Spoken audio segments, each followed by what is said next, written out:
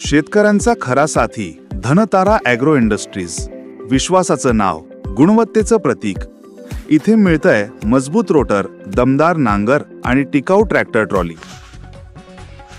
शेतकरी कामगार शिवसेना मेळावा उत्साहात संपन्न।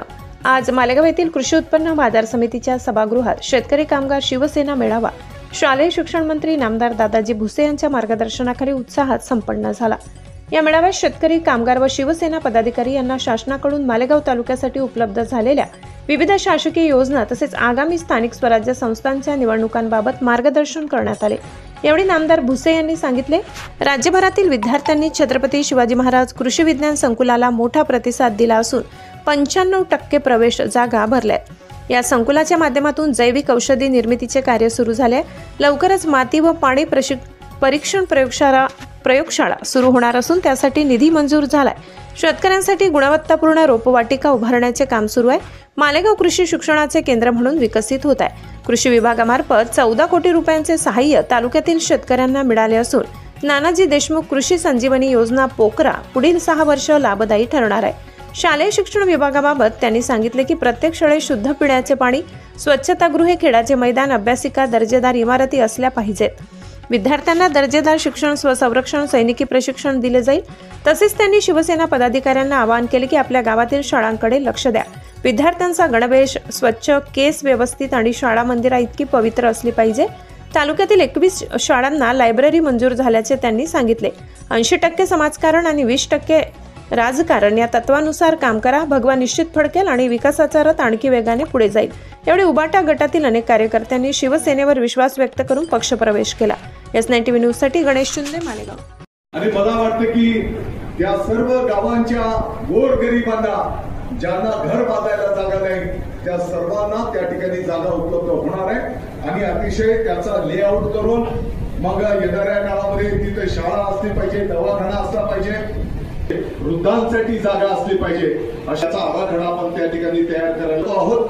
4 पट होता तो आता 1 पट करण्यात मोठ्या प्रमाणात आदिवासी, तर या सर्वांना सुद्धा त्या ठिकाणी जागा देण्याचा महसूल मंत्री महोदयांनी केलेला आहे। मला वाटतं की टाळ्या वाजून त्यांचा आपण या ठिकाणी आभार व्यक्त करूया। मोठ्या प्रमाणात मागणी का, तर माहिती जर जेव्हा घेतली तर साधारणपणे 1,40,000 पर्यंतची सबसिडी त्या ठिकाणी एका ट्रॅक्टरला आपल्या कृषी विभागाच्या माध्यमातून मिळते आणि आदरणीय देशाचे पंतप्रधान नरेंद्र मोदी साहेबांचा आपण टाळ्या वाजून आभार व्यक्त करू। जीएसटी कमी केल्यामुळे एका ट्रॅक्टरची किंमत 40 ते 50 हजार रुपयाने कमी झालेली आहे आणि म्हणून यामुळे रक्कम कमी झाल्यामुळे अनेक शेतकरी बांधवांनी त्याचा लाभ त्या ठिकाणी घेतलेला आहे। अर्थात माझ्या दृष्टिकोनातून यापेक्षाही सगळ्यात महत्वाची गोष्ट माननीय नानाजी देशमुख कृषी संजीवनी प्रकल्प पोकरा योजना। आपल्याला आठवत असेल की पाठीमागच्या काळामध्ये जेव्हा कृषी मंत्रिपदाची जबाबदारी आपल्या तालुक्यावर होती, 1.25 वर्ष आपण सर्वांनी पाठपुरावा केला आणि त्यापूर्वी 6 वर्षाच्या साठी ही योजना असल्यामुळे आणि मला वाटतं की शेवटचे 1.5-2 वर्ष त्या योजनेचे शिल्लक राहिलेले होते। आपण सर्वांनी त्याचा पाठपुरावा केला आणि अगदी जागतिक बँकेचं कर्ज असल्यामुळे केंद्र शासन दिल्लीपर्यंत त्याचा पाठपुरावा करून महाराष्ट्रामध्ये 5,200 पेक्षा जास्ती गावांचा यापूर्वी समावेश होता। आपल्या चॅनलला नक्की सबस्क्राइब करा, बेल आयकॉन दाबायला विसरू नका।